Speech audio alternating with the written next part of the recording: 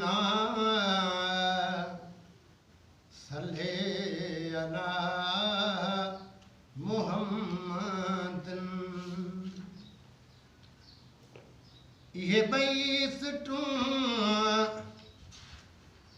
अदम तका अगुत मदीने में पुजन सल्ले अला करीम ना सल्ले अला मुहम्मदन।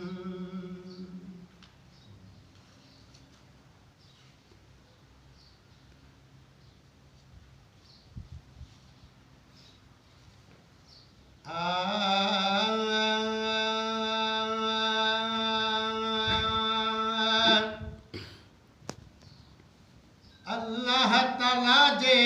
तरफा रमज़ान मुबारक आयो अल्लाह ताला जे तरफा रमज़ान मुबारक आयो हर मोमिन हर एक मस्जिद में जिन सारन सां जरकायो अल्लाह ताला जे तरफा रमज़ान मुबारक आयो वो चंड जान ॾिठो हिक ॿिए खे चई ता आशिक ओला तरफ़ ॾिसनि वो चंड जान ॾिठो हिक ॿिए खे चई था आशिक ओला तरफ़ ॾिसनि नंढड़नि त निहारो नेण खणी नंढड़नि त निहारो नेण खणी वॾड़नि बि घणो वाजायो हर मोमिन हर हिक मस्जिद के जिन सारन सां जरकायो अल्लाह ताला जे तरफा रमज़ान मुबारक आयो ओ मिलियो शरफ महीननि खे मगर हिल मिठड़े पाक महीने में ओ मिलियो शरफ महीननि खे मगर हिल मिठड़े पाक महीने में नगेदार मोहम्मद ते नाज़िल नगेदार मोहम्मद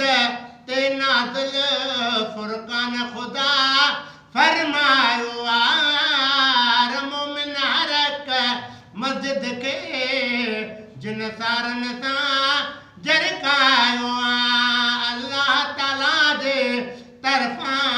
रमज़ान मुबारक आयो है दस्तूर मुताबिक दिल खोले मेहमान खे आइले मान रिबा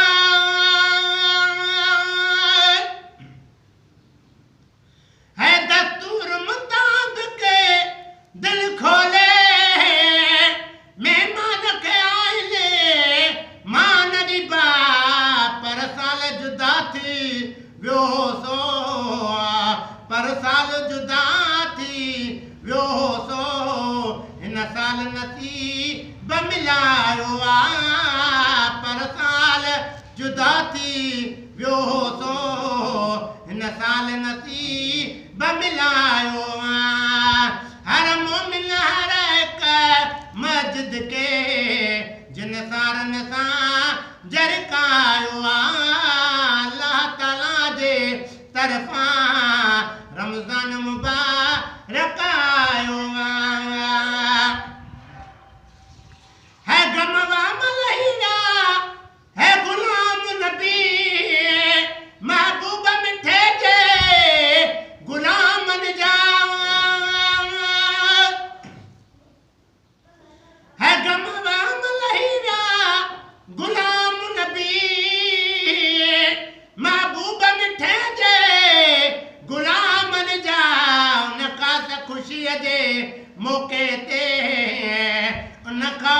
ख़ुशीअ जे मौक़े ते मौलूद में सरगायो आहे नकात ख़ुशीअ जे मौक़े ते मौलूद में सरगायो आहे हर मोमिन हर हिकु मस्जिद खे जिन सारनि सां जरकायो आहे अल्लाह ताला जे तरफ़ां रमज़ान